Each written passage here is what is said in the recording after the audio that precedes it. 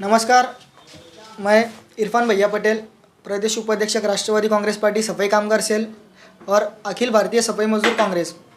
आज पिछले बुधवार को मैंने न्यूज़ के ज़रिए बोलते हुए बोला था, ये जो झटपट लोन के चक्कर में बच्चे आ रहे हैं, फंस रहे हैं, उनके साथ ब्लैकमेलिंग हो रही है, छड़ौनुक हो रही है, तो उसके खिलाफ़ मैं आने वाले बुधवार को फिर से एक पत्रकार परिषद लूँगा।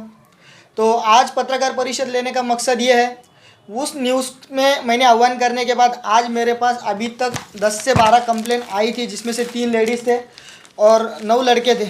ये पूरा कंप्लेन का गट्ठा उठा के मैंने पूरे कंप्लेन बनाकर औरंगाबाद पुलिस आयुक्त माननीय निखिल गुप्ता साहब को दिया। उसके अलावा मैंने 10 तारीख के दिन ये पूरे कंप्लेन आरबीआई गवर्नर माननीय शशिकांत साहब के नाम से by post RBI office Mumbai में भेजा हूँ।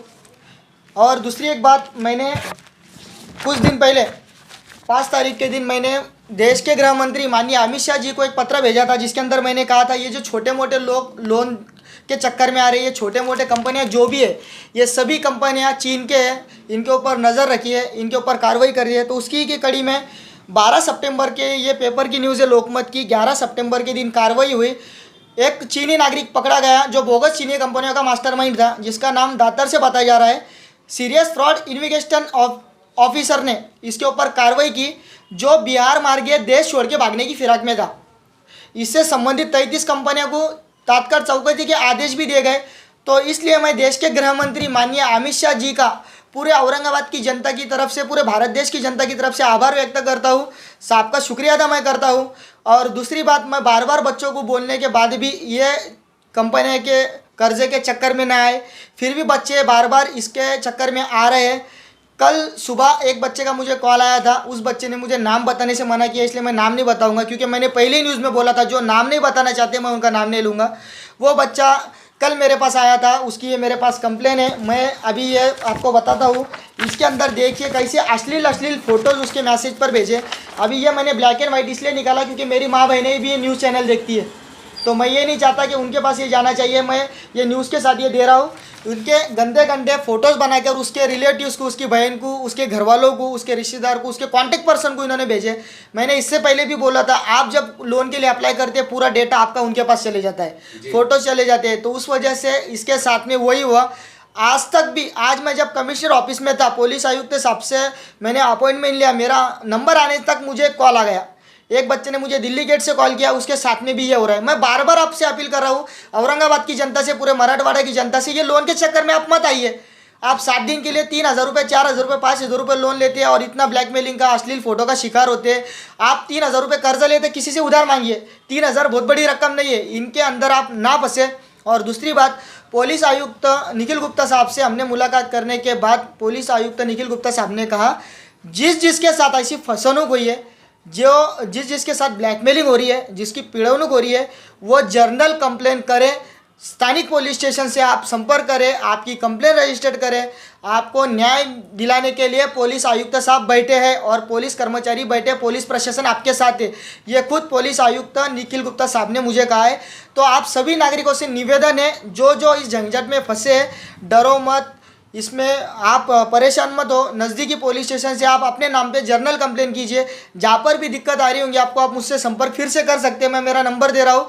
लेकिन ज़्यादा से ज़्यादा सामने आइए। जैसा आज ये बच्चा आदर्श पटेल, इसके साथ फसनुक हुई थी, इसके साथ बहुत गंदे वाक़यात हुए। ये बच्चा जैसे खुल के सामने आया, आज मीडिया के सामने आके बोलने के लिए राज़ी हुआ है, तो ऐसा आप सामने आइए, डरिए मत, घर से बाहर निकलिए। आप जितना डरोगे उतना ये ब्लैकमेलिंग करके आपको फंसाएंगे, उतना आपके डर का फ़ायदा उठाएंगे। और दूसरी एक बात, ये चीनी कंपनियों को ख़त्म करने का सबसे बढ़िया अगर कोई मौका है तो ये वही है कि जिसने पैसे लिए इनके पैसे मत भरो। अगर आप इनके पैसे नहीं भरेंगे तो ये खुद अपने आप ख़त्म हो जाएंगे। ये कोई भी आरबीआई रजिस्टर्ड नहीं है, इनके ऊपर कोई भी आरबीआई का अभी तक फोकस नहीं था, इसलिए अभी तक ये अश्लील मैसेज, ब्लैकमेलिंग वगैरह कर रहे थे, लोगों को फंसा रहे थे। लेकिन अब आरबीआई भी सूचक हो चुका है, आरबीआई भी इनके ऊपर कड़क कार्रवाई कर रहे हैं। और जैसा कि मैंने कहा, जो मेरे पास कंप्लेन आई थी, मैंने सब नामों के साथ आरबीआई को भी भेज दी। आरबीआई गवर्नर शशिकांत साहब के नाम से मैंने सबको दे दी और उनको मेरा पत्र भी प्राप्त हो चुका है, मेरी बात हो चुकी है। तो अभी आप क्या कीजिए, जो फंस रहे हैं नज़दीकी पुलिस स्टेशन संपर्क करिए। और एक बार फिर से अंत में आपसे हाथ जोड़कर विनती करता हूँ कि आप ये लोन के चक्कर में ना फंसे, और जो फंसे हैं उनसे एक बात बताना चाहता हूँ, या जो कर्ज लेने की सोच रहे हैं 7 दिन के फेक ऐप से, तो इस बच्चे की कहानी सुनने के बाद आप खुद इसमें देखिए आपको लोन लेना सही लगता है या नहीं लगता है।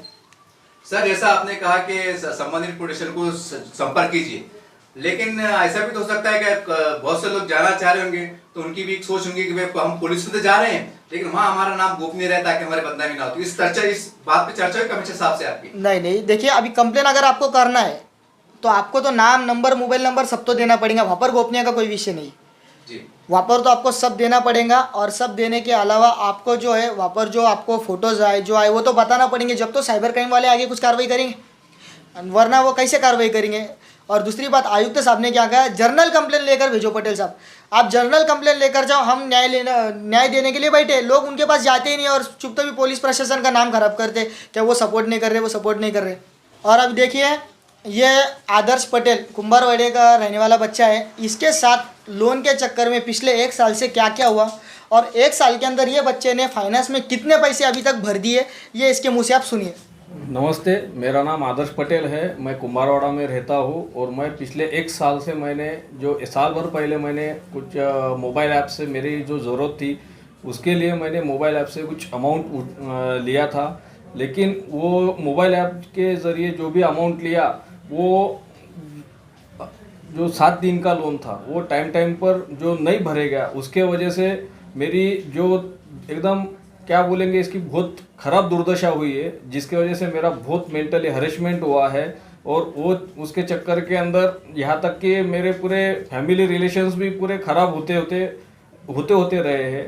ये इसके अंदर मोबाइल ऐप वाले क्या कर रहे हैं, इन्होंने पूरे मेरे को पूरा मेंटली हरेसमेंट्स वगैरह करके और मेरे पैन कार्ड और आधार कार्ड और मेरा पूरा कॉन्टैक्ट डिटेल्स वगैरह उन्होंने ले लिए। और उसके बाद में उन्होंने मुझे हर तरीके से, जैसे एक 7वां दिन भी पूरा नहीं होता है तो सुबह 7 बजे 8 बजे इन्होंने कॉल कर करके इन्होंने इतना मेंटली हरेसमेंट कर डाले कि मुझे अगर दूसरा कुछ काम भी रहता तो मुझे कोई काम नहीं करते आता था, सिर्फ इनके दिन भर इनके कॉलिंग और इसी के अंदर मैं बहुत परेशान रहता था। और इन्हों कंटिन्यू मेरे को मोबाइल के ऊपर वीडियो एडिटिंग करके, ये फ़ोटो एडिटिंग करके डालते थे और मेरे को मुझे घड़ी धमकाते थे कि अगर तुमने 5 मिनट में अगर ये नहीं भरा तो हम आपका फ़ोटो जो है हम आपके पूरे कॉन्टैक्ट लिस्ट के ऊपर पूरे वायरल कर डालेंगे और इसके ज़रिए तुम्हारी बदनामी हो जाएंगी और हम तुम्हारा पूरा गुडविल ख़राब कर डालेंगे और तुम्हारे पैन कार्ड और आधार कार्ड पूरे हम तुम्हारा पूरा ब्लॉक कर डालेंगे। और इस तरीके से उन्होंने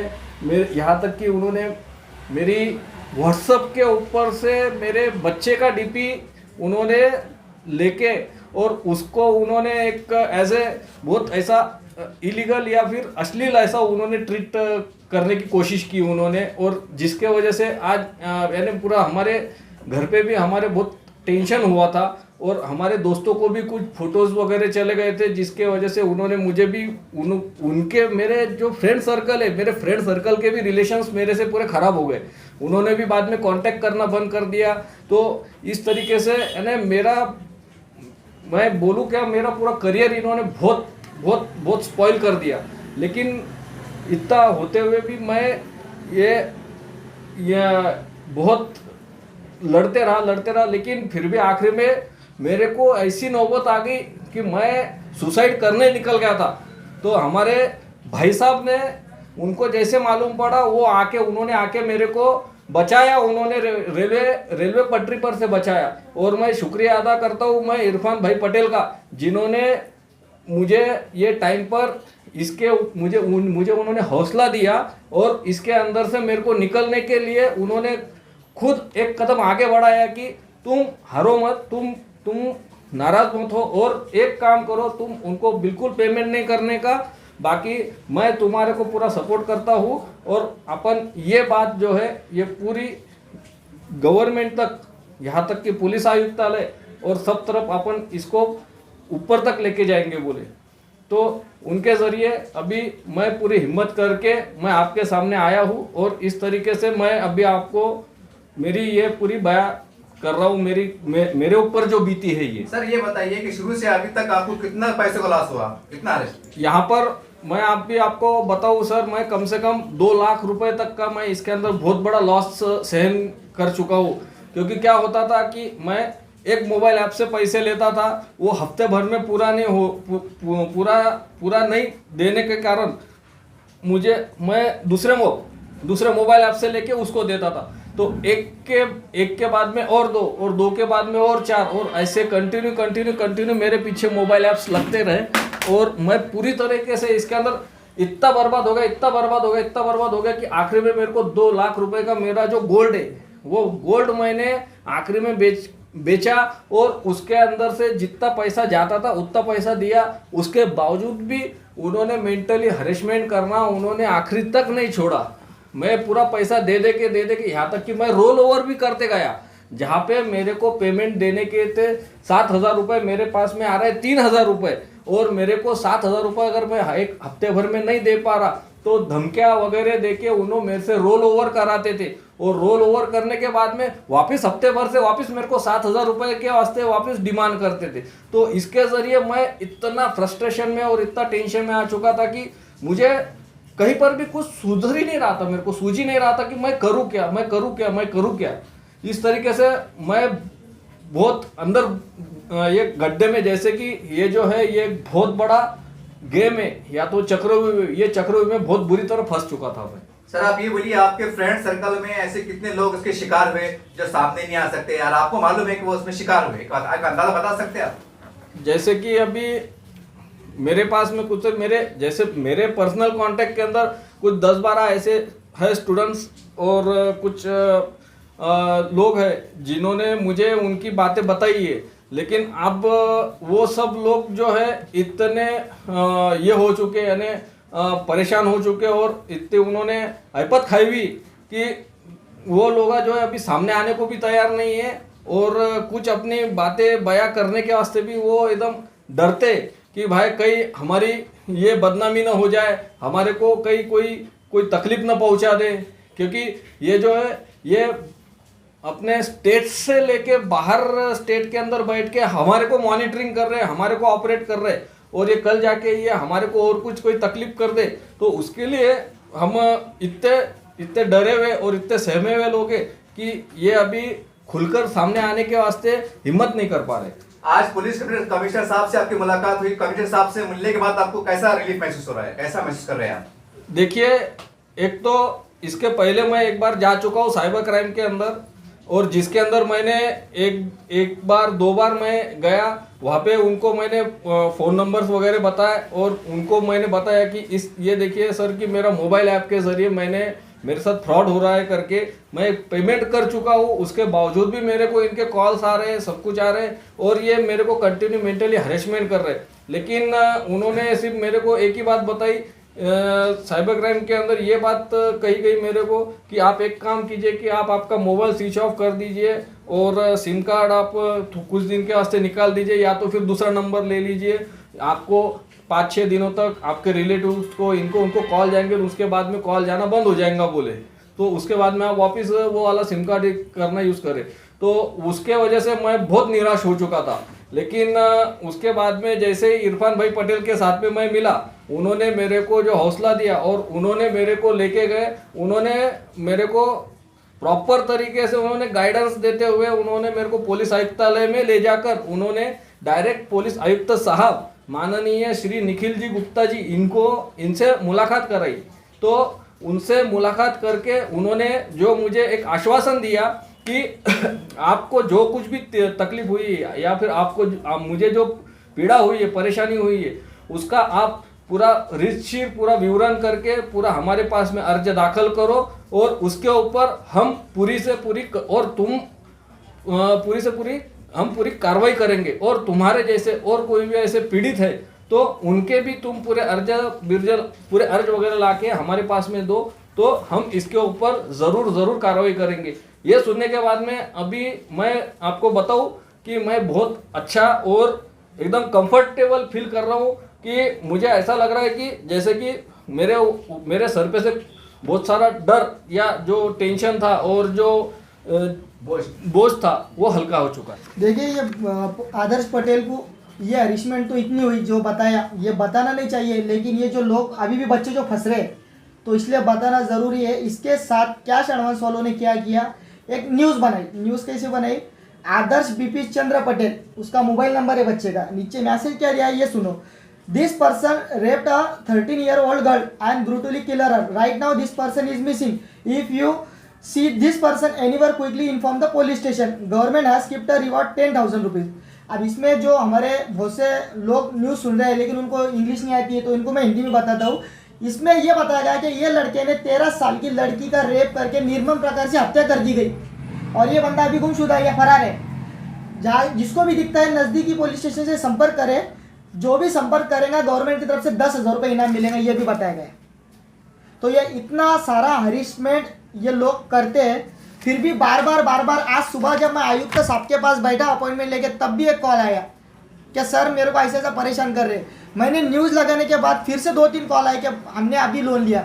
तो मैं आपको सभी नागरिकों से हाथ जोड़ के विनती करता हूँ कि आप ये लोन के झांसे में ना आए। 7 दिन के ऐप से आप लोन ना ले। आपको लोन लेना है RBI रजिस्टर्ड NBFC कंपनी बहुत सारी मौजूद है जो 7,000 नहीं, 3,000 नहीं, 2-2, 5-5, 10-10 लाख रुपए लोन देते हैं। उनसे आप लोन लीजिए, इनके चक्कर में ना फंसे। और जो लोग फंस चुके हैं वो जर्नल कंप्लेन दे सकते हैं। पुलिस आयुक्त साहब ने आश्वासन दिया है, वो सबको न्याय दिलाने के लिए बैठे। सर इसके बाद अगर और कोई ऐसे मामला आते हैं इसके ऊपर आप कदम उठेंगे या कोई आह्वान करेंगे क्या, और किस तरह से हम बच सकते हैं और क्या करना चाहिए? अभी जो करना चाहिए या नहीं करना चाहिए ये मैंने तो पिछले न्यूज़ में भी बोला, इस न्यूज़ में भी बोला हूँ। माननीय मुख्यमंत्री, महाराष्ट्र राज्य गृह मंत्री, देश के गृह मंत्री, यहाँ तक कि RBI को मैंने लेटर दिया है। ये जो बच्चे फंसे, जो 10-12 कंप्लेन मेरे पास आई है, इनके सबके दिया हूँ। लेकिन अगर फिर भी लोग ऐसे फंसते हैं तो बेझिझक होकर मेरे पास आ सकते हैं, मुझसे कांटेक्ट कर सकते हैं। या तो कमिश्नर साहब ने खुद बोला है जर्नल कंप्लेन लेके भेजिए, हम यहाँ पर इंसाफ दिलाने के लिए बैठे हैं। लेकिन फिर भी जाते जाते नागरिकों को फिर से एक बार चेतावनी देना चाहता हूँ, इनके झंझट में ना फंसिए, इनके चक्कर में मत आइए, वरना ये आदर्श पटेल के जैसा हाल तुम्हारा होगा, ये बात ध्यान में रखिए। इस तरह से आपने इरफान भैया पटेल के बात को सुना और हमने इसी चैनल के माध्यम से एक आपको वीडियो बताया था ताकि लोग जागरूक हो सके। और ये एक बहुत बड़ा रैकेट चल रहा है, ये पूरे देश में चल रहा है। हम तमाम देश की 100 करोड़ की जनता से कहना चाहते हैं और ख़ासकर उन लोगों से कहना चाहते हैं जो इस मामला में लिप्त है या मुलविस है, शामिल है।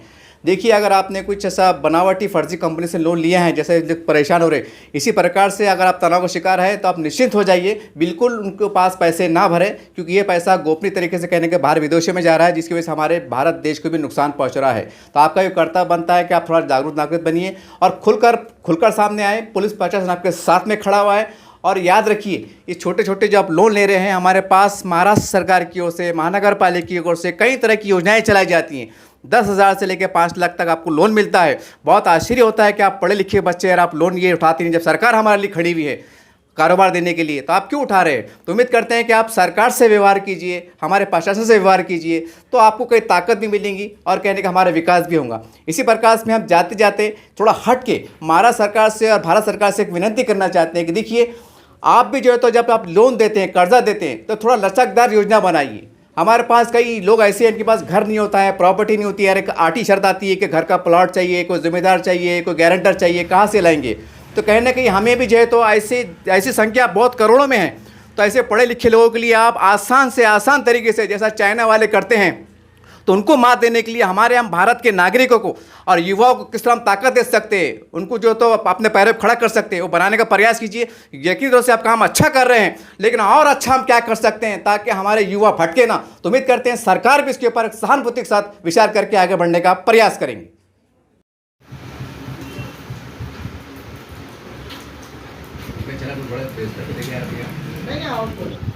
पहले मैं क्या करता था, ज़्यादा शेयर नहीं करता था।